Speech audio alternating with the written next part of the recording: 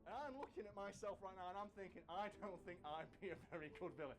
I don't think if the Power Rangers F3AR_Cryptis. Build a mini wee wee somewhere. Zordon, and I come up and I'm like, yeah, I am cheese great. I'm like a burnt face man villain. Without this burning face man around, I shall be free to splash people and erode metal over a period of time. F3AR_Cryptis. Pringles tube. Man. Everyone says you remember where you were when, like, you know, a famous person died. Like, everyone remembers where they were when Michael Jackson died. Everyone remembers where they were when, like, Princess Diana died. I remember where I was the first time I could fit my fucking hand in a Pringles tube.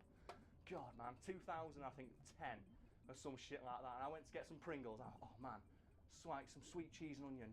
Fucking cream cheese and onion Pringles. I only get them at Christmas. Yeah, went to put my hand in, couldn't do it. My little sister walks up, puts her entire fucking arm and gets them right from the bottom and walks off with the entire tube. I'm like, my tiny man hand can still fit in Pringles tubes. You jealous? No. Ladies, Brad Stingley, if you're interested, he can fit his man hands all the way into a Pringles tube. The thing is though, now the ladies know, that's why we call him old Pringles tube Brad. You could have kept the mystery alive, but now they know. Back to Master Shredder and these fucking cheese graters. Kevin Eastman, after doing all that, you know what? Yeah. So he sat down and he designed the character Master Shredder, like, and he put those like F3AR_Cryptis. Like, you know, I do wanna straight face. You can see they are basically just cheese graters. And he designed his entire armor set around that idea. Why am I wearing this ridiculous mask? Might as well put it back on. It goes with the rest of the F3AR_Cryptis. And if someone Smiley face. Someone needs to go cosplay as Shredder with just covering themselves in cheese graters. They need to wear like a Pope hat. But the Pope has a bigger cheese grater. I actually want to request fan art of Carl covered in cheese graters. No, don't do that. Don't drop F3AR_Cryptis.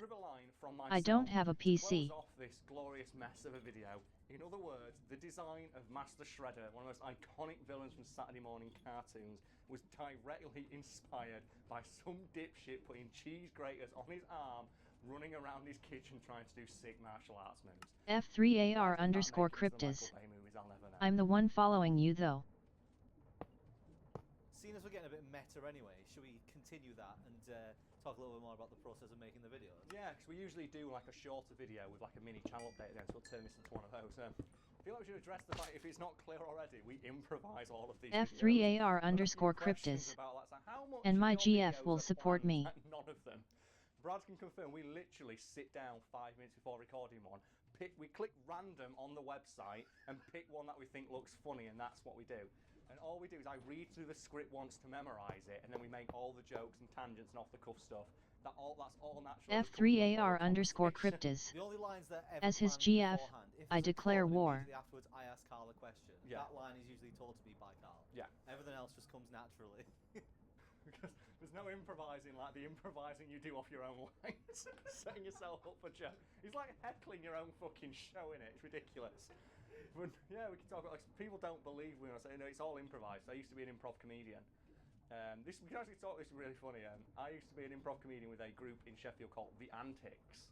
We even performed at the Fringe one year, and I think our show was so bad.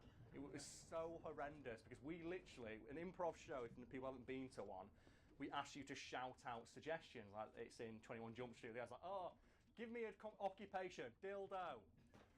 So you have to do that, and I think for our show, when we were at the Fringe, F3AR_Cryptis. and one of them was a reviewer, and I control the power of the follow button. Like Fringe magazine or something like that. And they didn't give us a suggestion the entire way through the show, and they gave us a bad review. Now, I remember thinking after the fact, they literally had complete and utter control over how the show went. They could have tailored F3AR_Cryptis. and they sat there Shrugs asterisk. There wasn't much, and I think one of the things they said was there wasn't much audience interaction. There were 2 people in the audience, including them, and we talked to them during every fucking skit. And one guy just sat at the back, giving the most stupid suggestions possible. We fucking nailed it. And I remember we were trying to like comb through this bloody like shit tier review, like 1-star review for a good quote. F3AR_Cryptis. After about 10 minutes, now I feel bad. Guys in the group went, guys, I've got it. And he just quote a little quote, an improv show.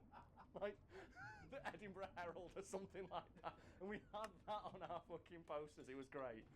Oh, I used to love doing that, man. That was great. Anyway, if it wasn't obvious enough for this device, let's do a channel update, Carl. Hot Oh, Pocket. shit, yeah, fuck. Okay, what's the channel update we're doing? We're doing How's alright. the channel doing? Isn't it? It's doing alright. It's like 235,000 subs. I think last time we did one of these, it was like 100. Yeah. Doing alright, aren't we? That's not bad. Getting that big dick YouTuber money now, aren't we? We are. Look at that. When do I get to box one of the other YouTubers? That's what I want. I think first of all, you've got to go and find some dead bodies somewhere. F3AR_Cryptas. So first step, find a dead body. BRB. Next, I get to box somebody. Well, I'm sure there's a step before dead body where you have to become a huge arsehole. Oh right, yeah. Well, I'm already halfway there. I'm an arsehole. I'm not huge yet. So that's the YouTuber path. I We've keep already adding new We've steps. talked about done the this YouTuber before, path yeah. before, haven't we? First you get big, then you become a racist. And then we and you have the squabble, don't we? Oh yeah, and then we make separate channels, and then like one of our channels like really fails, and like probably be me, and I just get slowly drunker in videos. I'm trying to grasp at the form of fame I once had, and I become washed up and start working in a supermarket. And I'll become the super famous one. You'll get really pissed off when I start like shilling out and get a Patreon set up and dye my hair and switch it up. You're like, damn it, Brad's doing everything that we said we hated. He's sold out. He's sold out. He's gone against his Nindo. He's gone against the fact fiend Nindo. I hate it. And then I put on cheese graters. You'll break out of a mental asylum where you've drawn loads of pictures of me with like the eyes cut out, and you'll come after me with cheese graters on each hand. Yeah. So yeah, the channel's going great.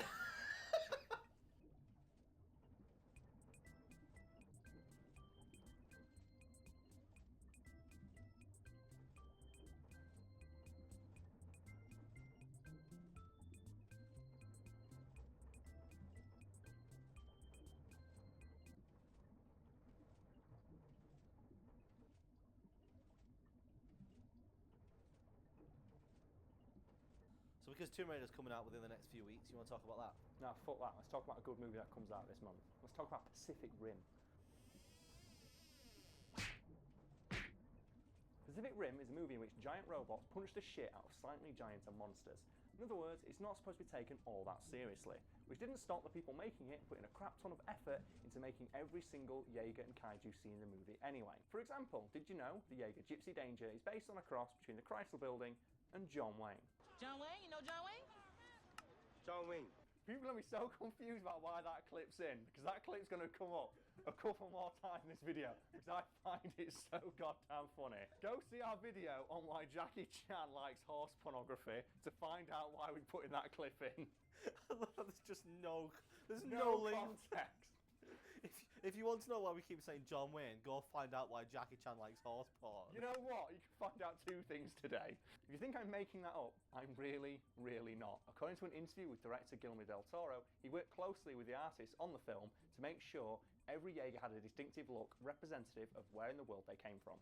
Gypsy Danger was the American Jaeger, right? Yes, it was. And as I mentioned previously, the look of that Jaeger was based on a cross between John Wayne? You know John Wayne? and a typical American city skyline with direct inspiration being drawn from the look of the Chrysler Building.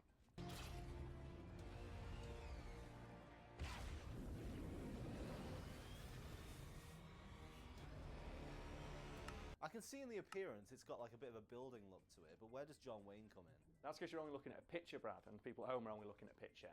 However, if you see Gypsy Danger in motion, you will notice that it has a very distinctive gunslinger-esque power strut, and that was a very deliberate decision to make it look like it was walking like an Old West gunslinger.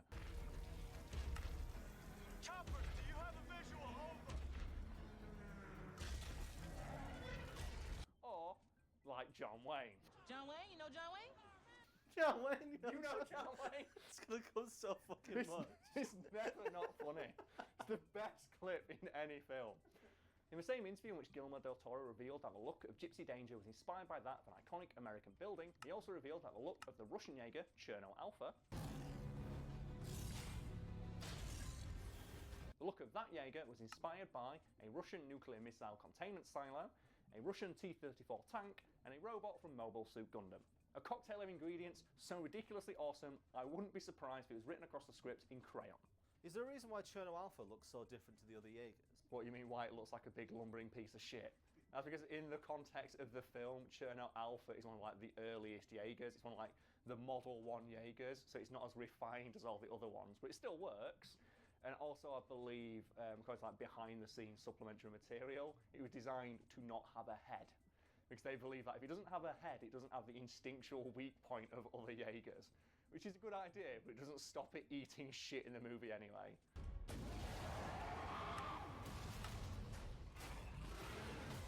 I call Cherno Alpha just the pots and pans robot, because that's what it looks like. It looks like a little kid who's put a pan on his head. It's the pots and pans robot. It's the little robot that could. It's Scope Dog. It's like, I can try hard. I am in no way as advanced as all these other Jaegers, but fuck it, I'm going to go in and just punch everything anyway.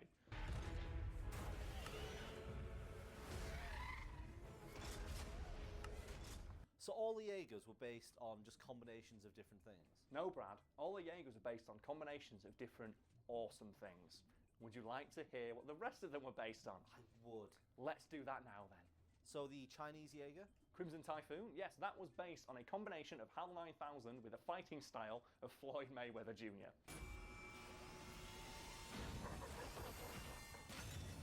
Fun fact for anyone watching, Crimson Typhoon is the only Jaeger shown in the movie that actually has the ability to kick. Which is weird how it's based on a box. Because the idea is that it's the only one that's light and advanced enough to like lift itself up into the air to perform a kick without falling over. I like the idea that they also based it on Floyd Mayweather. That boxer famously known for his kicks. That's why he was such a good boxer. He was kicking everyone. And then what was the last one? It was the Australian one, Jaeger. Yeah. Yep, Strike Eureka. That was based on a combination of an NFL linebacker and a dirty boxer. Which means they made the Australian Jaeger basically a criminal.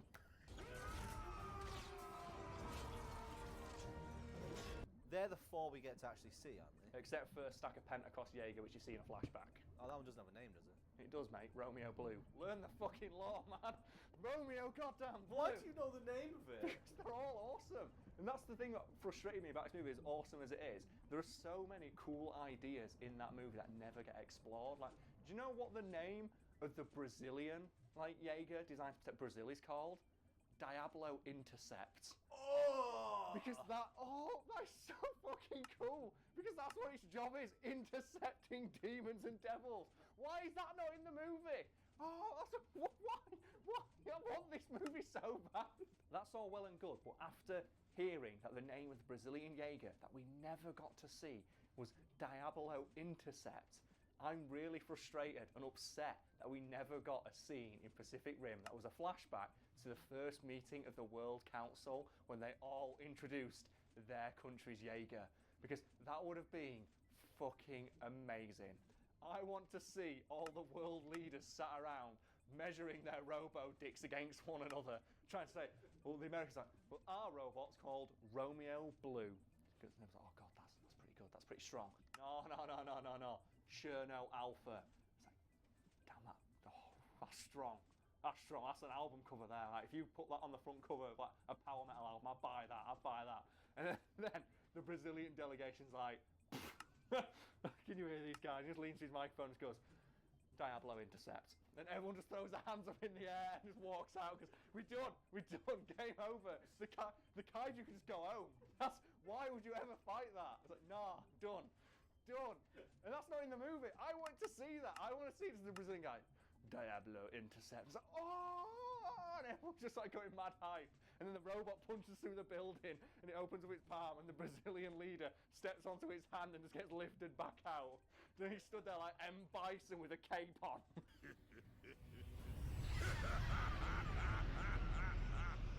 So what about the kaiju? We can't forget about the kaiju, because they're half the movie as well. Starting with Knifehead. Knifehead was very obviously based on a goblin shark and all of your nightmares as a child. Then you have Leatherback, which was based on an ape. Then you have Otachi, which was based on a traditional Chinese dragon. And then finally, the final boss of the movie, Slattern, was based on a combination of a hammerhead shark and every single baddie from the Power Rangers crammed into one.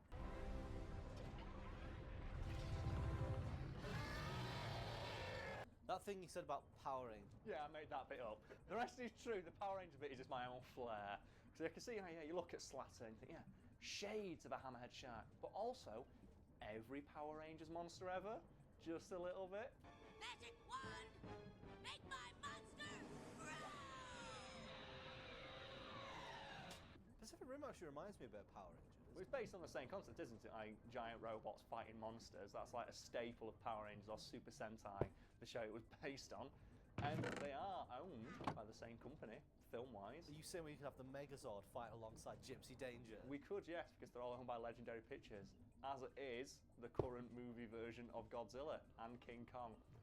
And I know King Kong and Godzilla are going to be fighting, and I know Guillermo del Toro was like, I would really like to do a crossover movie with those franchises, but apparently it's not in the works at the moment because no one wants to see it, apparently. If you were getting too hype over what we were just talking about, just like, you know, to kill that boner a little bit, there are no current plans to make the Power Rangers team up with all the robots from Pacific Rim to fight King Kong and Godzilla at the same time. Even though that would be the hypest shit ever, I think we can all agree. I get the feeling that film would do well even if it was shit. Well, how could you possibly mess that up? I love the Power Rangers, I think a lot of people know. And one of the things that frustrated me about that live-action Power Rangers movie was that they were very clearly embarrassed of the source material, which is why they try and shy away from the sillier aspects of it, which is kind of weird considering how campy some parts of that movie were. And it really frustrated me as well, the bit where they played the original Power Rangers theme song as all the Zords like burst out of the mountainside and go to fight Goldar. It's like, that's cool, but then they immediately cut the song off.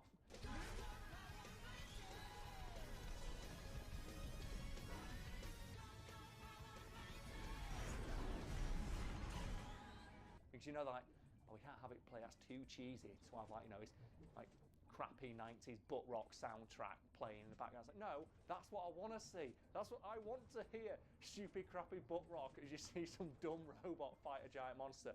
That's awesome. That's why people like the original series. Stop trying to make it more serious than it is. It reminds me of Transformers, where they tried to make Transformers more serious than the original cartoon was.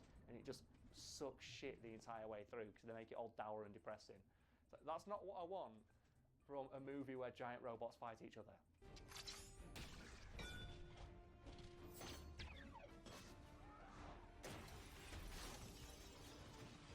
So yeah, if you find yourself some free time and a copy of Pacific Rim on DVD or Blu-ray next to you, why not re-watch it and see if you can spot any of the similarities between the cool, awesome robots and kaiju in that movie and things in our own robotless world. You know, before the scene with the boat sword, because by that point you'd be too hype.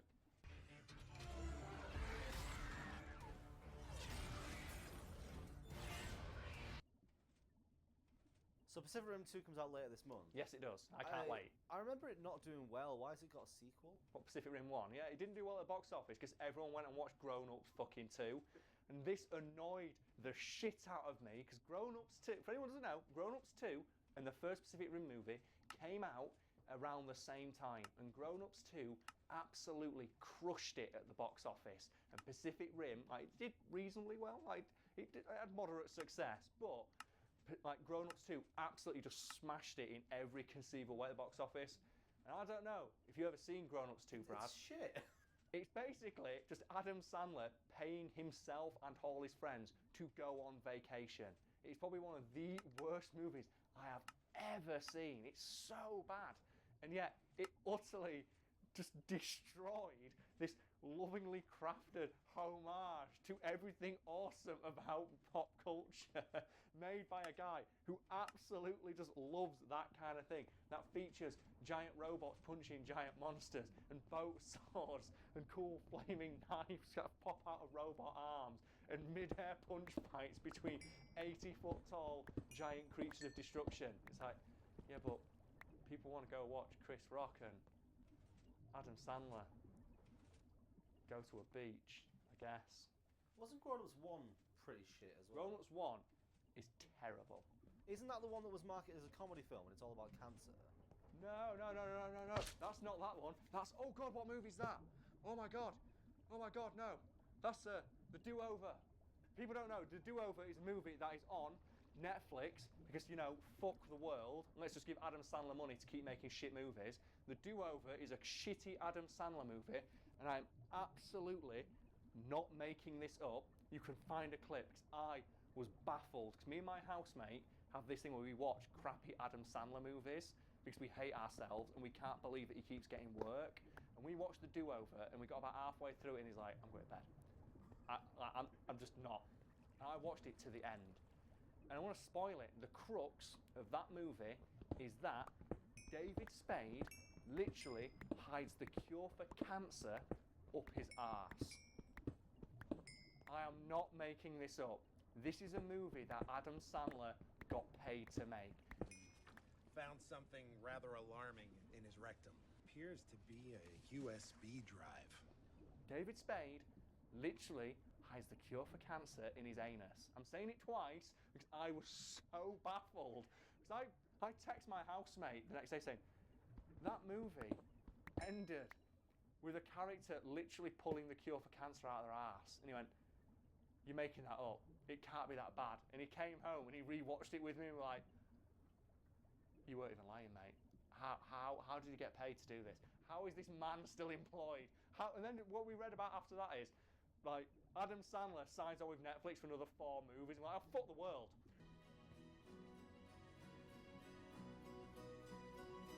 The thing is, I wasn't even talking about the do-over, I was talking about funny people. Is that how to do it as well? I've not seen that one yet. I mean, I don't think David Spade hides the cure for cancer up his ass, but I'm sure that one's about Adam Sandler realising his character's got cancer. Oh my god, it's like, I don't get how he keeps getting work. Like, Grown-Ups, I think either 1 or 2, I forget which one, they blend into each other. There's a scene where 4 men in their mid-40s look at one other character's in that scene's like 18-year-old daughter and just lust over her while their wives are like in the house looking after their children. And it's never played as like being a creepy thing, ever. I hope that car never gets fixed. I don't think it will. I took the spark plugs out. Nice. Or there's a scene in Pixels. This is one that pissed me off. Pixels, we all know it's a shit movie. There's a scene in that, what really frustrated me, where right at the start of the movie, Adam Sandler's character goes into that woman's house and he's the Geek Squad. And he finds her in her house, in her room, crying, drinking a bottle of wine. Are you alright? I'm sobbing on the floor of my closet drinking Chardonnay out of a sippy cup, so I guess not. And I watched that scene a couple of times back. And if you pause it, you'll see she's drunk at that point, about half that bottle of wine, and then her and Adam Sandler drink about another glass each. That's the end of that scene, ends with them both driving to the White House. Which means that that woman drank half a bottle of wine and then climbed into her car and then drove on the road. Whoa, she went from 0 to psycho in 3.4 seconds, a new world record. And I don't care about the rest of the movie. I thought you were going to go on about how creepy it was that he went and sat down with her and where he tries to kiss the woman who's emotionally unstable and he's clearly been drinking all day. Whoa! Are you trying to kiss me? Absolutely not. Oh, God. Oh yeah, that's bits in it where Adam Sandler tries to kiss that woman. But no, the bit that pissed me off is that they both get up and drive after that. For the sake of balance, Carl, what is your favourite Adam Sandler film? I don't know, it's one where he dies. I fucking hate him. He ruins every movie he's in. He's good in Waterboy and that's about it. But he plays the same fucking character in every movie and it's not funny anymore. Please go away, Adam Sandler. Do not release Grown-Ups 3 as a surprise hit this month. This month. If Grown-Ups 3 is like the Netflix thing of the Cloverfield paradox where he just releases it on Netflix and everyone goes and watches that instead of Pacific Rim 2, I'll die. That's it. I'm just end it off. None of that. Fuck it, I'm done. It angers me.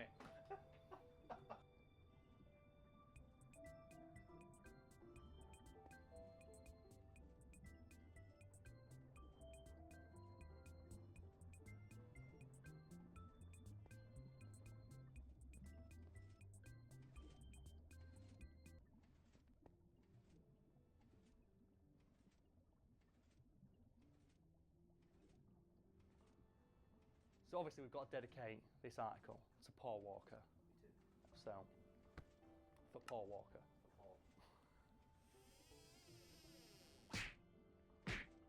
Furious 7, along with disregarding every naming convention Hollywood has, was by all standards of measurement a pretty fucking good film.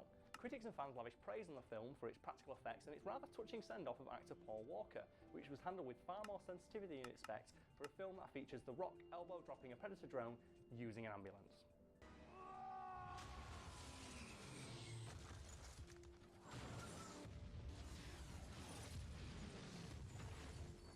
regards to the practical effects, one of the film's best stunts was actually nearly never filmed for a very stupid reason. The scene I'm of course talking about is when Paul Walker's character, Brian O'Connor, sprint leaps his way off the back of a bus that is currently sliding off the edge of a cliff onto the back of a power sliding supercar.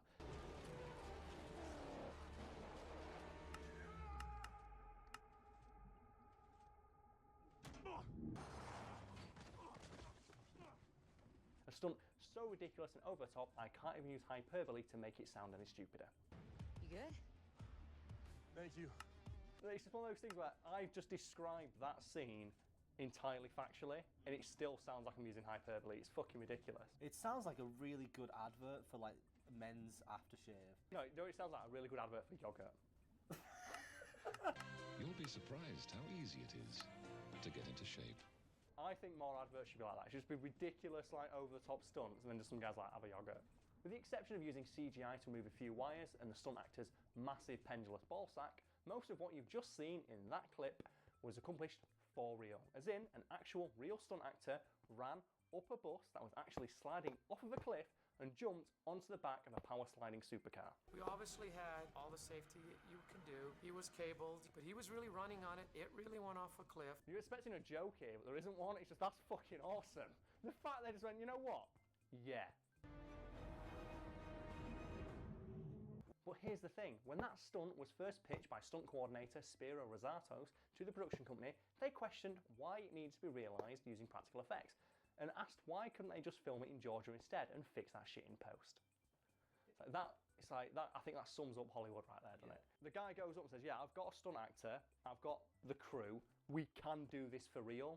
It'll just cost you like a little bit of money, but we can do it for real and it'll look fucking awesome. And they're like, can't we just do it with CGI? Can't we just pay some dickhead on a computer to do it? It's like, we could, but wouldn't it be cooler if we did it for real? And could tell audiences we did this for real, and it adds to the impact of the scene when they can see it happening for real. 'Cause I don't care what Hollywood says, people can tell when it's fucking CGI. You watch the Transformers movies, and you can find a clip of this.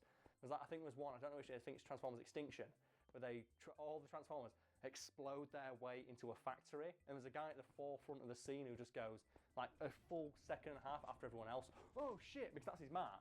His mark is that, and then he reacts to the CGI clusterfuck behind him.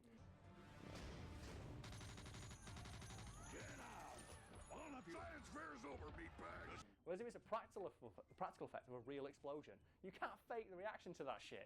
Oh my god, how do they walk away in movies without flinching when it explodes behind them? There's no way! I call bullshit on that! So I said, if you've got a scene where like an explosion needs to happen, if that explosion is entirely CGI, the reaction of actors is just so muted because it's not a thing they can do. They've realised this though, because in most films now, whenever they have a CGI character or anything like that, they'll always have an on-set cue. No, don't you mean they always have Andy Serkis? In a stupid little morph suit. Oh god. Well, you can see a lot of it, like, all you need to do is watch the making of Lord of the Rings and watch the making of The Hobbit. In Lord of the Rings, I think, I wrote an article on this for Cracked actually, they actually made, I think like 10,000 metres of actual chainmail that was worn underneath practical costumes. So they made real chainmail that was worn underneath the costume. And then in The Hobbit, it was just like, I think there's a famous shot of the Elven army and it's literally the same guy copy-pasted over and over again.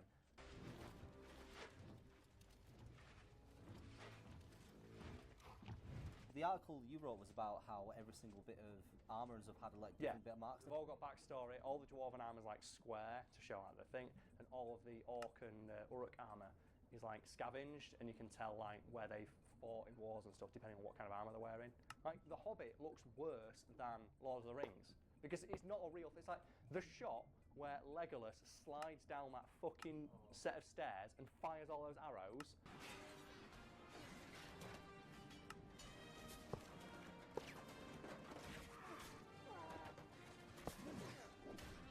That's a real stuntman really sliding down a real set of stairs on the back of a real shield, just shooting arrows. Obviously, like he's on a little. Probably on a string. Yeah, he's on a thing. He's got wires to keep it. But it's a real guy doing a real stunt. Then you get the scene of Legolas jumping up the mountain in The Hobbit, where he's the collapsing bridge, and it looks so shit.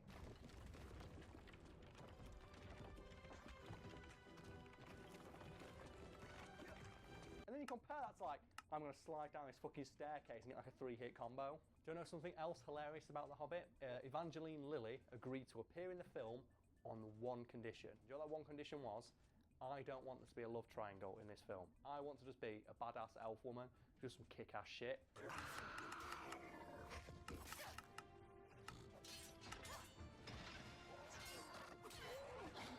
And then I think about 6 months before the film was released, she was called in for reshoots. Do you know what those reshoots were for? To add a love triangle between her and one of the dwarves and Legolas. The one thing she agreed to do in the movie and they called her back, it's a fucking hell.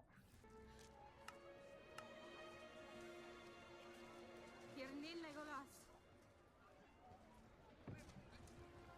Back to Furious 7, after a brief back and forth between Mazzatos and the production company, it finally emerged why they wanted to move production from Colorado, where they planned to realise the most ambitious stunt of the entire franchise, with practical effects using a real stuntman jumping off the back of a real bus, falling off of a real cliff, and instead move it to Georgia, where they could do all of it with CGI, wasn't for any reason other than money. Of course it was money. It's always money, It's isn't always it? money. It's always money. And do you know why they wanted to go to Georgia and do that shit with CGI instead of going to Colorado and going, you know what, let's actually do this shit for real? Because Georgia offers tax breaks and Colorado doesn't. That's literally it. They tried to argue that it saves money for the franchise, but it's more just, we need to line our pockets some more.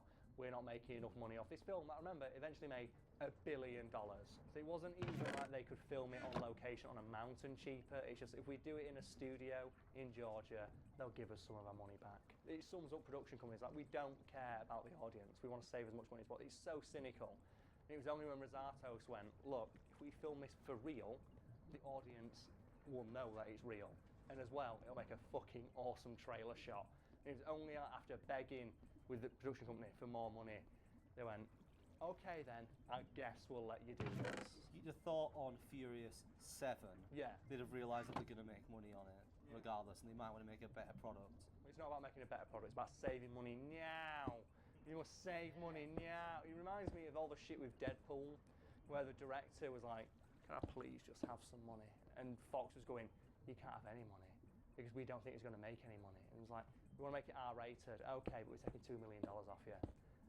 Can we have any of the X-Men appear in the film? No, we're not going to pay their salary. So who can we have?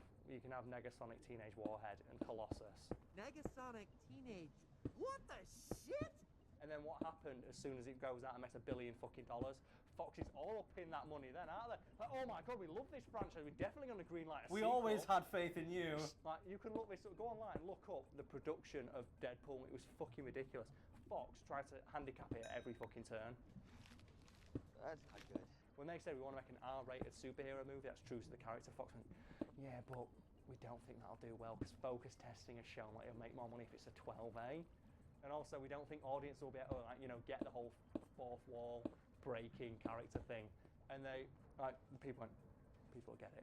I have faith in audience. Fox like, we don't. And as soon as the money makes money, oh, we always have faith in this project. We're never giving this back to Marvel. And the worst bit is as well, do you know what happened after that? When studios are so fucking stupid, when they saw that, they didn't see, oh, here is a movie made with people who understand the source material and the craft that went behind it and had faith that the audience would understand that this has been made for a reason.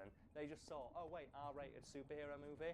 Came to the wrong conclusion. Yeah, it pisses me off every time you see it. It's like people look at Marvel and say the reason it's popular is because it's an expanded universe, not because they're well-made movies that understand the characters and are made like with consideration to the history and stuff behind them. It's like, no, it's just an expanded universe. Like Guardians of the Galaxy, when that came out, I think there was two things. One, Suicide Squad and the new Star Trek movie both went, let's try and make it more like Guardians. And they both put like, oh, well, if we just do the trailer, put a couple of jokes in it and some pop music, that's all it needs. It's not this is a really well-made movie by a company who understands the license it's got. It's like, no, it's because it's got pop music in it. They did reshoots for Suicide Squad. Yeah, because there was a famous thing that came out where they did the first trailer with all the Queen song in it.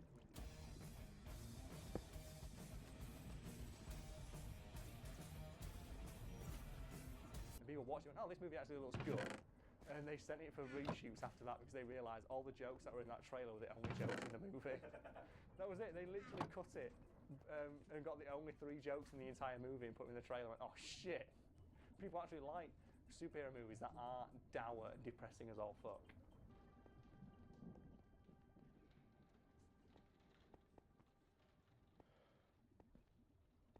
Rosatos eventually managed to convince the company to actually give him the money to film the scene, after begging them not to sully his artistic vision of a Fast and Furious movie.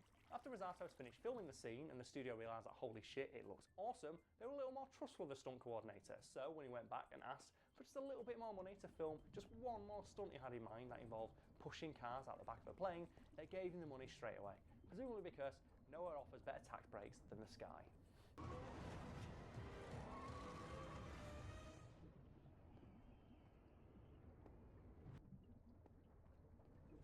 If you enjoyed the video, why not leave a like or a comment or subscribe for Paul Walker. People probably think I take the piss when I'm going like, for Paul Walker, but Brad can confirm I do that shit in real life all the time. Since that movie came out, every time I hear the song See You Again, I just go, for Paul. Yeah, it got to a point where me and our friend Chris would put the song on and watch Carl, because we knew he'd do it. It's so ingrained in my personality now when I hear it. Even when people aren't around to see my reaction, I still just like instinctively just go. Well, it's like Josh for the first month would always raise a drink to Lemmy. You got to do it, man. You got to raise a drink for Lemmy. Lemmy's fucking awesome. But I still, every time I hear that song, I always go for Paul. Yeah. Because you know what? It is for Paul. And I will see you again. And any time we mention the film, you'll do it. if I ever mention Paul Walker, you'll do it. All I need to do is in front of you go for Paul, and you will do the hand over heart thing. For Paul. For fucking Paul Walker, man. The thing that gets me is if it was just one of the things they do to send off Paul Walker, I'd say it was cheesy and like hammy and a bit forced. But when they're all combined, they just make this perfect moment. Like if it was the bit where he's on the beach with his wife and kids jumping around and all the actors are going, man, he's really happy, isn't he? It's time we left him. That'd be too much. If it was the one where he pulls up next to Vin Diesel and goes, one more ride, that'd be too much. If it's the bit where he's in his white car, symbolising heaven, and goes on a different path over the mountains into the distance as it fades to white, that'd be too much. If it was the song played over the montage of him from Fast and Furious 1 all the way up to this film, that'd be too much. But when they're all together, you're just like, no, Paul! Why? Anyone who on its own would be like, that's kind of crass, that's kind of offensive. But when they're all together, you're like, no, Paul, what? Fucking hell. What a great movie that is. Right, I'll do. Fuck it. Hey, Carl. For Paul. For Paul. Fuck off, don't do it. For fucking Paul, man.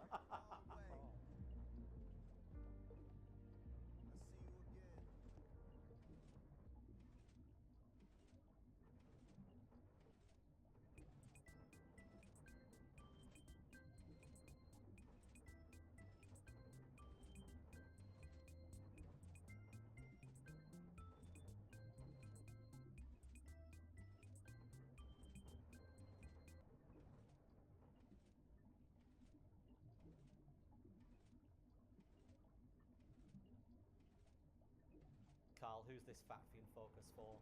Oh, you know who it's for.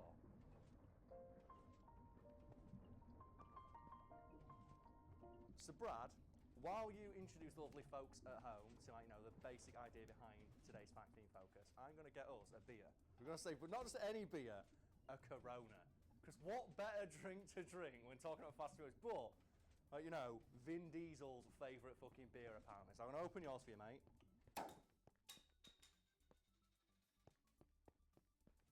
In the ceiling. I was about to say, do you want to give me a random object to open up? I don't think I can contain my power anymore, so I'm just going to open it with just the bottle of Fireball I had earlier, so.